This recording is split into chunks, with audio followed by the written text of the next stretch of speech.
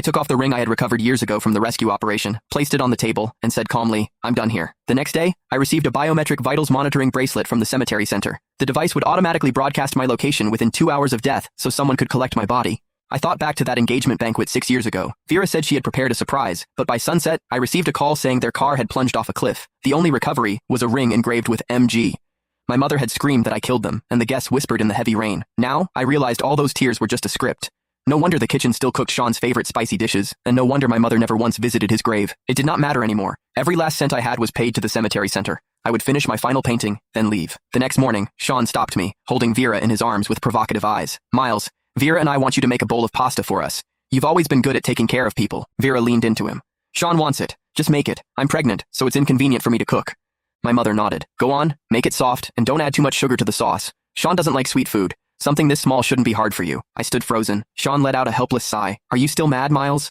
"I know I shouldn't have been with Vera, but I love her. If you don't want to make it, don't force yourself." Vera's expression immediately darkened. "Miles, it's just a bowl of pasta. Sean is younger than you. Can't you just let him be?" My father put down his newspaper. "Just do what you're told. We're a family. Why make a big deal out of everything?" I turned toward the kitchen.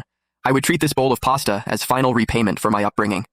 Halfway through the meal, Sean suddenly rushed into the bathroom and vomited violently. Everyone gathered around him as he gasped, "It's nothing. Miles has nothing to do with this. It's just my weak stomach." Vera glared at me in disappointment. "Miles, you can't even tolerate your own brother now? How did you become so cruel?" I looked down at the burns forming on my hand, the pain sharper in my heart than on my skin. My father trembled with anger. "Lock him up. Put him in the storage room so he can reflect. How did the Garrett family end up raising someone like this?" My mother did not object, simply turning away. Vera helped my father shove me into the utility room, and the door locked with a heavy bang. No one wanted my explanation. The cramped, pitch-black space grew suffocating. For a full day and night without water or food, my old illness flared up. My chest twisted in such intense agony that I rolled on the floor, cold sweat soaking my clothes as I weakly hit the door. "Open the door. It hurts. Vera, Mom, I need my medicine." My voice was a whisper, but I kept pounding until my palms were split and streaked with blood. I could not die yet. My paintings still had to be hung in clean frames at the exhibition. When the door finally opened, Vera stood there with a tight expression. Seeing me curled on the floor, a flicker of panic crossed her eyes, and she touched my burning forehead. "You have a fever?